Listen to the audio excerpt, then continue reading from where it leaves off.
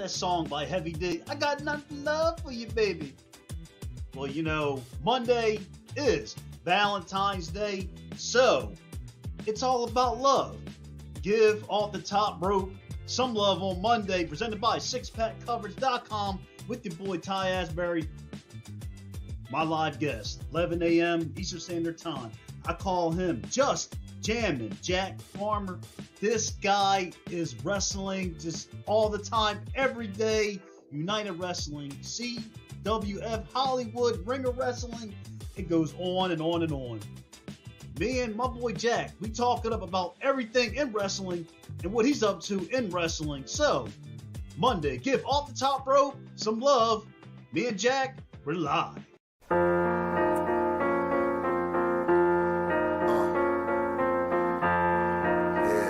The Ropes Media. Tyron Asbury. Yeah. Tyron Asbury. Yeah. Every chance you get to hear us, you clear us. It's the time on the radio. My opinion's my opinion. Every time you hear me down moving out, later on the stereos. Every podcast live, you know the. What is up, everybody? It is Valentine's Day, so show Off the Top Rope some love, presented by sixpackcoverage.com. And my live guest, this guy is draped in gold, because when I think of a voice in wrestling, I think about this guy right here. My boy is here. I call him Just Jammin' Jack Farmer. Jack, what's up, my brother? Man, thank you so much for having me on. Thanks for that intro as well. Even the music, I was bobbing my head to it. That's a great intro theme. And look at us here on if you're watching on YouTube, all dressed for the holidays. You got your the red and the tie. I'm got like a pink colory thing. I don't know, but we're in the theme. It's Valentine's Day. Man, like it's good to start off. I'm over here in the East Coast. It's good to start my day, Valentine's Day with some love. But the biggest reason why we're here today is to talk about what we do, and that is wrestling, all wrestling, nothing but wrestling. But Jack, I want to ask you, man, dude, I've seen your resume, like you DJ, podcast host, wrestling commentator. Man, how do you like keep a freaking private life, man? Man, I got to learn to say no every now and again. That's the thing I got to learn. But yeah, I'm very big with my calendar. I'm on my calendar all day and scheduling things and trying to make sure things work out. There's always going to be time for the private life. It'll find its way in there. I had a good time just yesterday watching the Super Bowl with some chums and, eating some barbecue and stuff like that. How was your Super Bowl, by the way? Actually, I'm going to be honest. Today it's Monday. I know everybody's getting over the weekend. Like, everybody just wake up and just watch the show live right now. For me, I'm a Niners fan, so I'm still mad about the Rams game. So I said, F it. I'm not even going to watch it. So I was basking and being pissed off. So I didn't watch. I was watching Three Stooges instead. That's fair. I'm a Seattle Seahawks fan, so I didn't like seeing the rival. Excuse me. I didn't like seeing the rivals getting one up and getting a win. But it is what it is.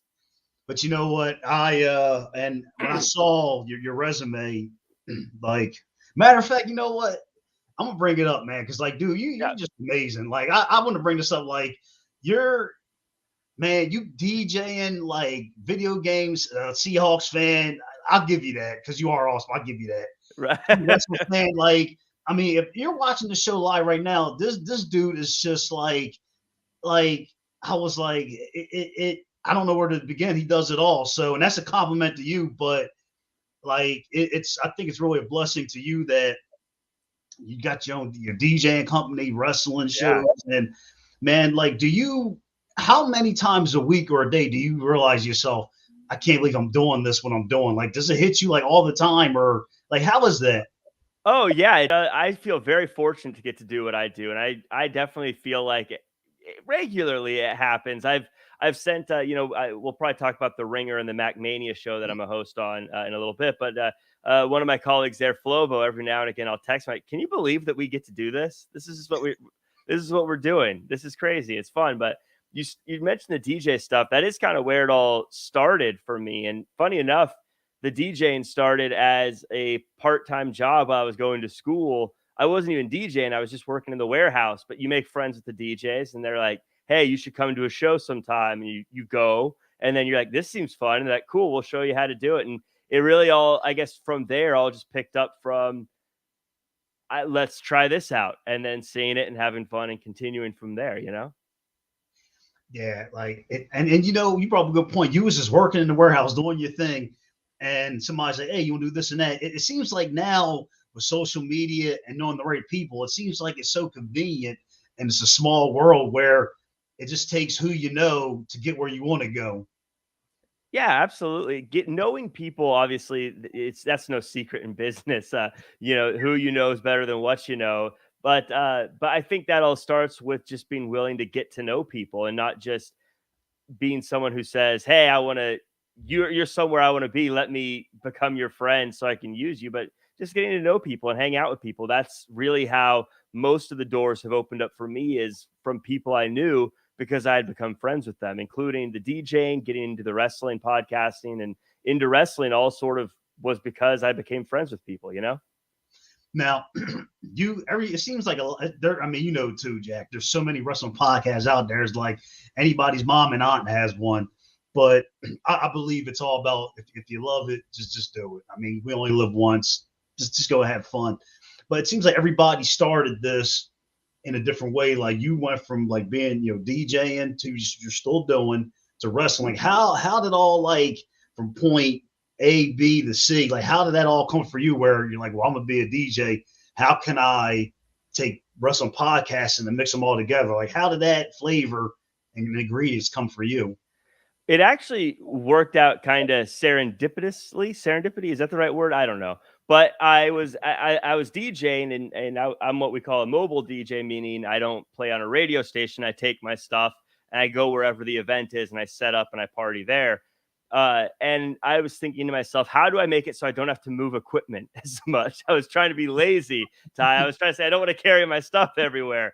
And so the idea of broadcasting radio or something like that is what really drove me to say, okay, how do I learn to do that? And I through Flobo again, I knew of a company called AfterBuzz TV, and I thought I will go there and try to learn how to do a show.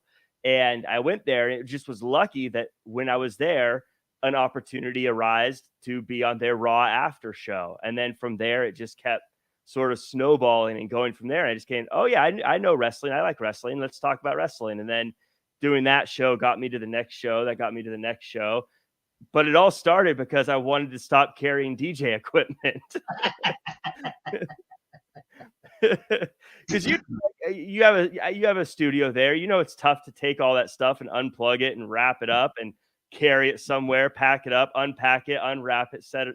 That's what I wanted. It all started because I wanted to stop doing that. Man, I gotta say, like, if you have to think on the top of your head when you was carrying around your equipment, how heavy on average? How heavy was that stuff? Oh, it's a lot. I have a wheeled dolly that I use to carry most of it at this point. I work smarter, not harder. I was like, yeah, I'm just gonna get something to push this around on. I'm not carrying this anymore. I still do it and I still love it, but you know how it is. You want to try to find ways you don't have to do physical labor sometimes. But it's a cool thing now how everything is so light tech. Like my studio, like where I do my show right now, is on a computer. Like my backdrop is a green screen, so everything like you just carry on your arm now instead of like you saying having a freaking truck to pull everything. So thank God for creating stuff that is light, doable, and convenient. So thank you, God. Yeah, and just that it's all put together a lot better too. Like now when I DJ, not to get in the weeds of DJing too much, but we have our controllers where everything's built into one unit as opposed to having to have turntables that you got to plug into a mixer, that you got to plug into all this other stuff. Now it's all just built together as one simple unit, which makes it a lot easier as well. Now, when you had the DJ thing down, now you're like, first and foremost, you're a wrestling fan. You're like, yeah, has getting into wrestling podcasting, was that like something you always wanted to do, or did it just come at last minute, or you always wanted to do it, but it's like I'm scared to do it, or like how everybody's journey is different. Yeah, it's something that I'm a big wrestling fan, so if I know someone else is a wrestling fan, I'll talk their ears off about it. And so but the idea of being on, like, having an actual podcast wasn't something I thought of really until thinking about how do I get into radio, even though radio is like a dying medium in a lot of It's ways. I just was like, how do I get into radio? And so the idea was really more learning about how to talk into a microphone on a show like this, how to have conversations, how to do this kind of stuff. And the fact that I love pro wrestling and I got an opportunity to talk about pro wrestling was really more a happy coincidence than it was a planned situation. And in fact, when I was on at that company AfterBuzz, the first show I talked about was they had me talk, because AfterBuzz was a show that would do after shows where you watch a show and then you talk about it afterwards. The first show I was on was actually for the Netflix series Another Life. It's this alien show. That was actually the first thing they had me do was that show. And so I didn't really necessarily enjoy that show. I like the host and it was fun doing it, but I was like, okay, I don't think I'm the kind of person that wants to break down Netflix TV shows. But fortunately, literally at that program, John LaQuasto, who went on to do commentary for WWE and is still doing commentary for other companies now, he got signed by WWE. So he left and they said, hey, there's an opening. Do you want this? And I was like, yeah, I want to be on that show. And it was really just this really lucky step for me there. And of course, once I got in, I was like, this is fun. I love this. I'm looking forward to it. And then AEW started over there, or didn't start over there. You know, AEW just started. AfterBuzz had nothing to do with it. But then when it was starting, I was like, I want to be like a host. I want to have my own show. And so I started petitioning over there. Let's get an AEW show. And they were like, what's AEW? We don't even know what this is. Like, trust me, just let me do it. Let me do it. Let me do it. And they trusted me with it. And I got to host a show there. And that was really getting off the ground of getting used to being on a camera, getting used to talking into a microphone and getting those reps. There's probably some terrible video of me not doing a good job on some of these shows, but it was a great experience over there. Now, when you go back and you did your very first show, was it like, I mean, I can tell you're a pro, but was it like a little bit of goosebumps? Or you're like, man, I'm about to like freaking go live and do this. Like, how was that first experience for you? Oh, it was terrifying. You know, it's I'll never forget. I work as a DJ, of course, in weddings, and there's this groom I was working with, and he was this wild guy. And you know, everyone I talked to as we built up to this wedding was talking about how he'd like to go party and take his shirt off and get on tables and dance. And then it came time for the grand entrance, for him to just walk into the dinner.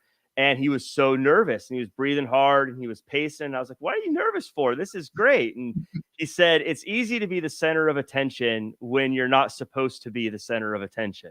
Yeah. And it resonated with me because when you do a show like this, suddenly you are the center of attention and you have to make it worth people's times. And the lights turn on, they say, we're live, and having to figure out what to say and what to do and be entertaining and have interesting takes. It is nerve-wracking. And like I said, those first few episodes, there's probably a lot of stuff that I wouldn't be going in my reel now, but it was a great learning experience. And as you know, you don't get better until you do it.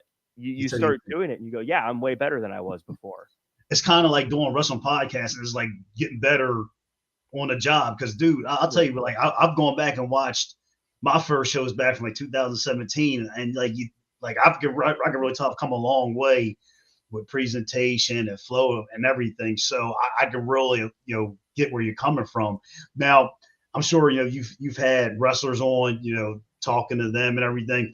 Have you ever had like a guest, like a wrestler, where it was such like a good show, you had to go back and watch it? Because I think you always had that guest where you're like, damn, that's some of my like best work ever. Like, who would be probably be like your number one like wrestler guest that you've talked to? In that regard, I think one of my favorite conversations was with Vampiro.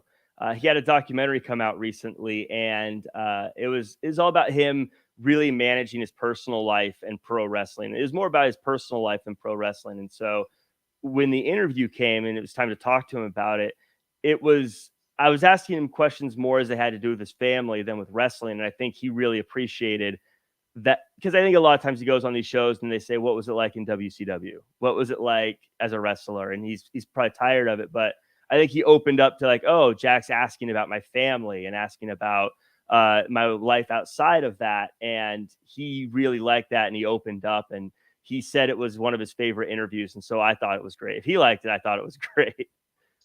And that's really cool that when a wrestler really takes their time to compliment you, I'm sure that was probably like a confidence booster for you. And you're probably like, oh, I'm gonna run with this like a touchdown score on this one. Yeah. Like you can't beat that.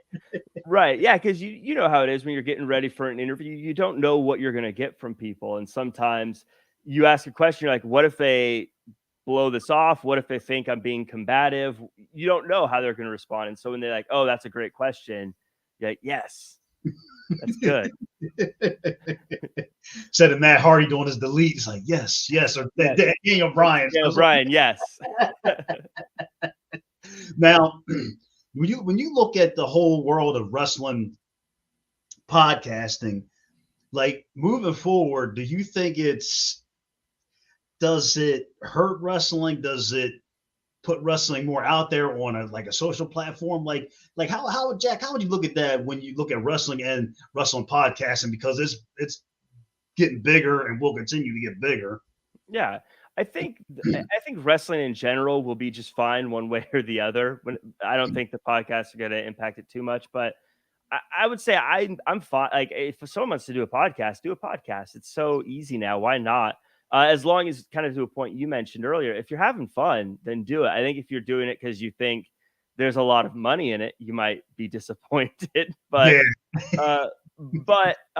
something, even before I was making money from a business standpoint, I always think, yeah, do a podcast, put it up on Anchor or whatever, and then you can now write off your AEW pay-per-view purchases or whatever the case is. I mean, I'm not a tax advisor, so let's pump the brakes a little bit before I go too far. But you know what I mean? Like now you have a business. Now you can start looking at those things and saying these tickets may be tax deductible now. I don't know. Again, I'm not a tax advisor, but look into that kind of stuff first. But I think as far as it being good or bad, I think a lot of people, what I always try to remember when I do the show is what makes wrestling work.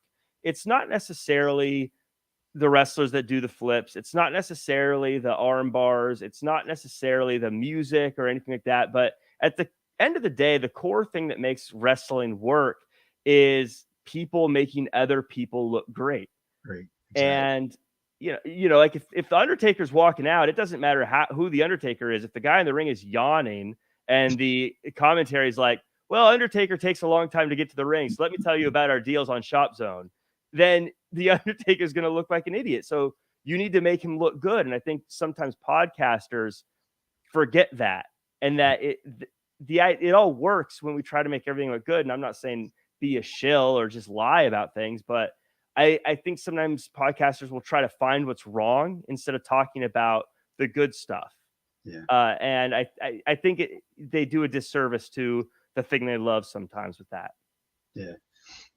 And you made some really valid points about like with podcasting is that, first and foremost, focus your show around them. But like, I think you were trying to, convey to the audience that make your guests feel more as comfortable as possible. I mean, don't be negative, which I see a lot of negativity with wrestling on social media. It's like, when I look at that stuff, I'm saying wrestling's here, just enjoy it. I mean, and I've noticed that's the way it's been, but I'm going to flip the switch a little bit because I want to say it's Valentine's Day Monday, and I got my boy Jack Farmer live on the show. This guy's commentator, wrestling podcaster, DJing. Like I said, show nothing but love to this guy. He got his pink on too, so we are rocking it here today on Off the Top Rope Monday, Valentine's Day. And as always, like I say on the show, you want to ask him a question, pick his brain about radio. There's the comment box up there.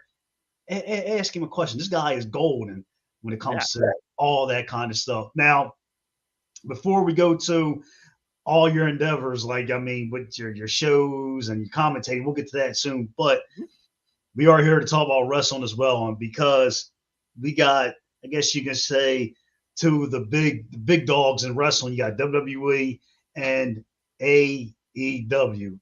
Now, like I said, I guess you said I'm putting you on the spot with this, but if you had to pick between the two, what's your favorite product right now? Yeah, the one that I enjoy watching the most personally right now is Dynamite is probably my favorite weekly show as far as what's on the network television. I think that show feels like they try to get the best possible show week in and week out. And I know that Raw and SmackDown and NXT, I know they're trying to put on good shows too. But I feel like Dynamite does a better job of saying if you don't watch this live, you miss out on a part of it, if that makes sense.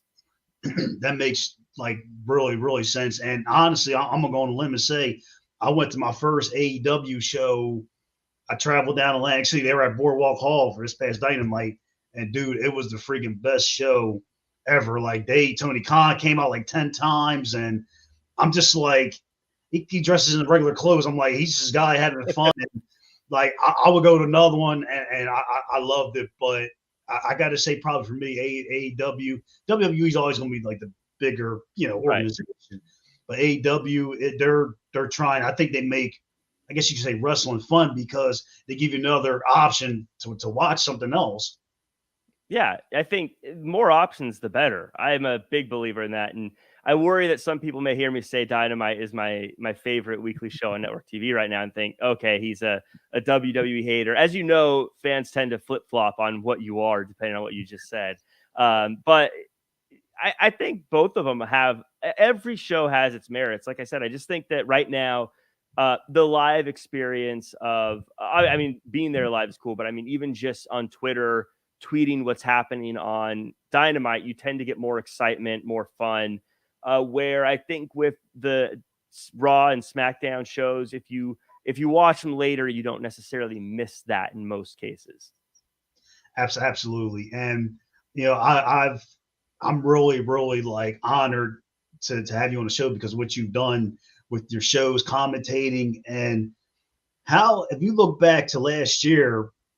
Have you noticed like what have you gotten better at and like does something click on you like oh I got really better at that I'm gonna keep this like in my mind and roll with it. Have you really caught on to something that you've tried in your presentation that you're really like liking?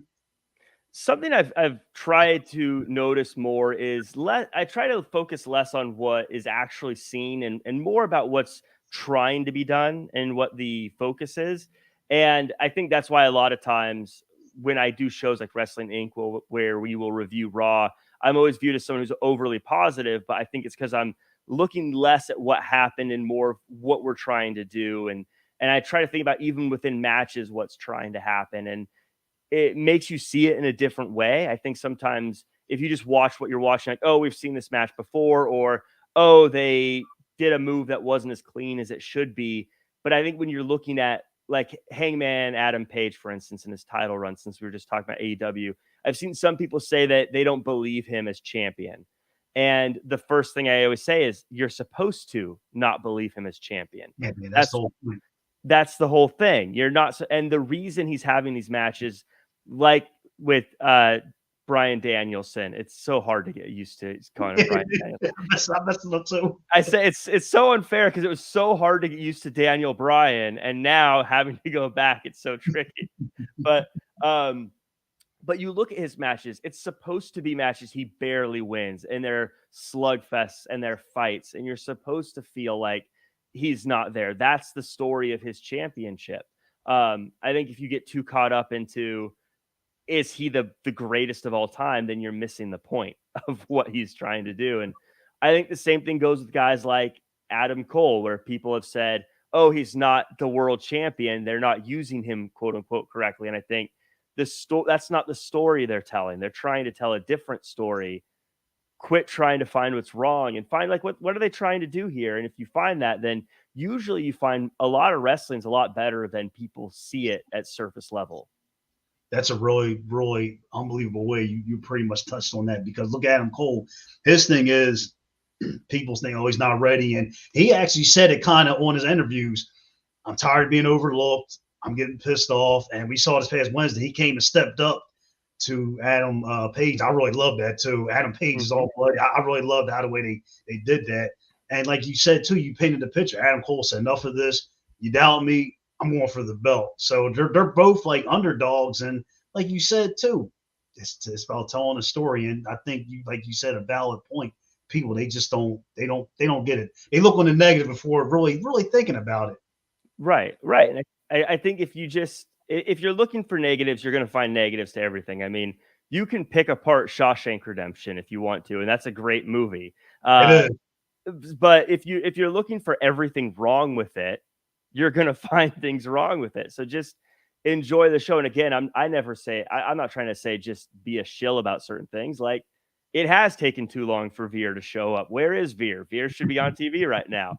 Um, but there's a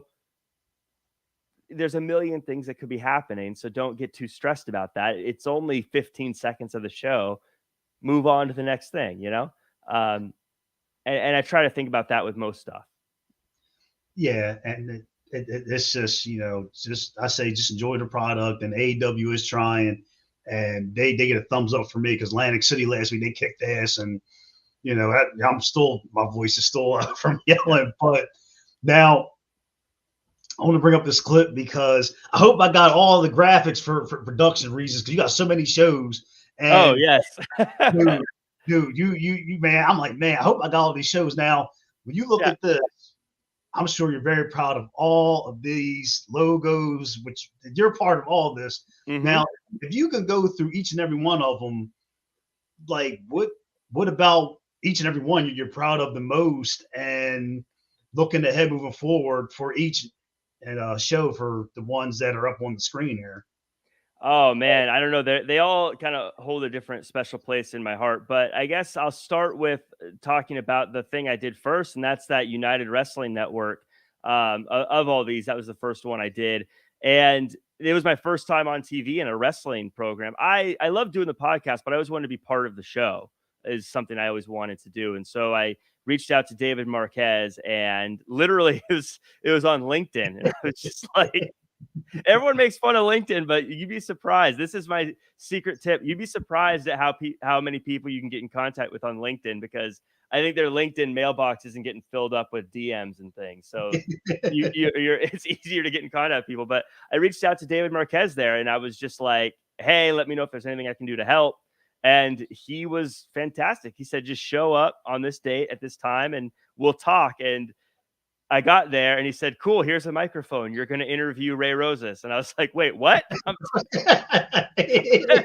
I had no idea. I thought we were going to talk about like what I would do. That I thought it was going to be like a job interview, not interview an actual wrestler. So there's an episode of Primetime Live where I interview Ray, and I literally just found out I was interviewing him like 5 minutes prior, and it turned out great though. It was one of those things that it was like ripping off a Band-Aid. I didn't have time to get nervous about it, you know? Yeah. And that led to doing interviews for Championship Wrestling from Hollywood and doing their wraparounds. The wraparounds are like the things where it starts the show and you're like, "Hello, Los Angeles. I'm Jack Farmer, and this is Championship," that whole thing. Yeah. But I kept talking to Dave. I said, "David, I want to do commentary. That's what I want to do." And I kept pestering him, and eventually a spot opened up at the booth, and I got to do it. And I've done it for a number of shows. I love it, and I feel like I'm going to get better at it. So I'm excited to get back at it. They've got their next show on March 22nd here at the Irvine Improv in California. Nice. But also I got those opportunities because I went to Santino Brothers, and I'm a big believer in like you can be fortunate, but I hate the term luck because I feel like it implies you didn't work for something. Yeah. But Santino Brothers is a school here that has trained a ton of great wrestlers. And you like Brody, speaking of AEW, Brody King went through there. Jake Atlas went through there. And they did a program during the lockdown for people who wanted to do, they called it an advocates class. So it was refereeing, it was managers, it was ring announcers, it was commentary, and kind of taught how to do that. And so I went and took that class, and I did ring announcing and I did commentary. I love ring announcing too. There's like a rush to it, but I like to talk, so I want to be on commentary. They're like, Jack, you know you're going to be on the entire show if you're a commentator. I was like, yeah, I want to be on commentary. That's what I want to do. And so again, you go there, and it's all. I went there, and you learn the ropes, because I think a lot of people think for commentary you just show up and you talk, but there's things you have to know. There's a lot to it, and you've got to get things right. And that was a fascinating process, because you're learning why they do certain things on TV. You're learning why they say things certain ways. And, like, it doesn't matter how interesting your point is. If someone goes for a pin, you got to call it right that second. Because if you don't, it's implying that you don't think the pin's going to happen, and it doesn't matter. And if you're doing that, then why would the fans care? And it's all these different things that are interesting to hear about and learn. And again, it makes you watch it differently. But those two things, and just getting involved, and was very cool. Yeah. Well, like you said too, it's just like, and this goes back to what we talked about in the beginning of the show. Like, if you love it and you're having fun, just do it. Like, so you love to talk.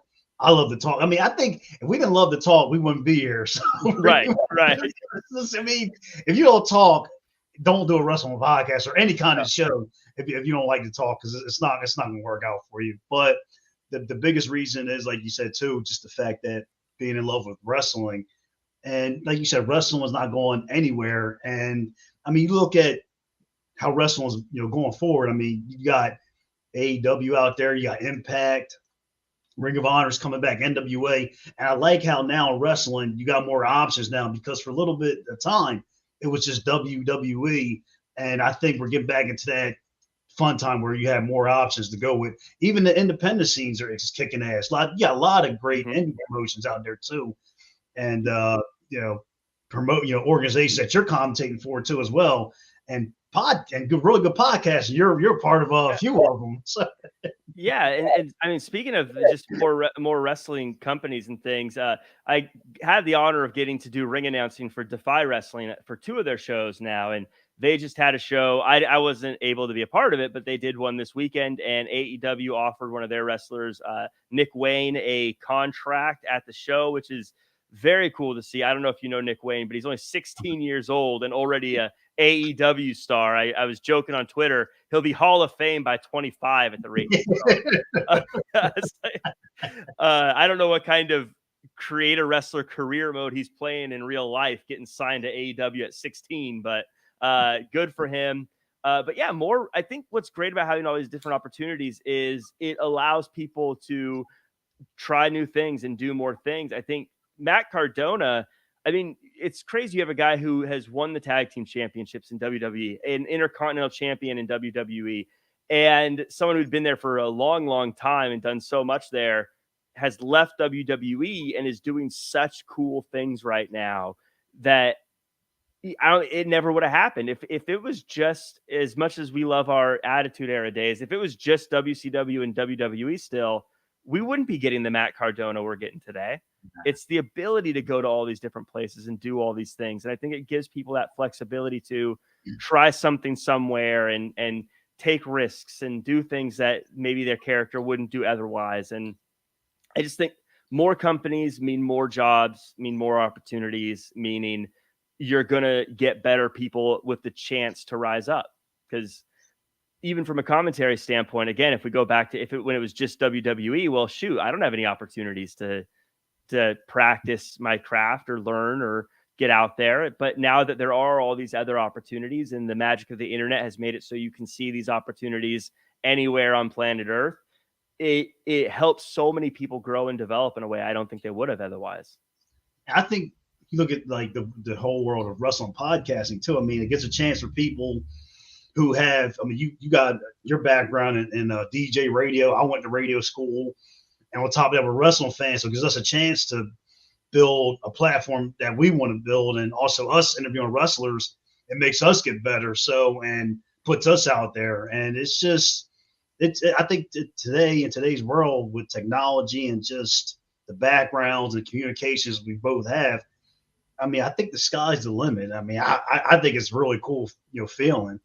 Yeah, I think it's great. It's especially as someone with a radio background. What's nice about what the internet has done, and yeah, there's a lot of podcasts out there, but it lets people who have the skills like yourself able to do this without having to necessarily earn a spot at a radio company that may be backlogged with people who are going to get a shot before you anyways. Because as it was, I mean, I still love radio, but as you know, like back in the day, there was a time when it was like, if you can't get this radio station to believe in you, tough.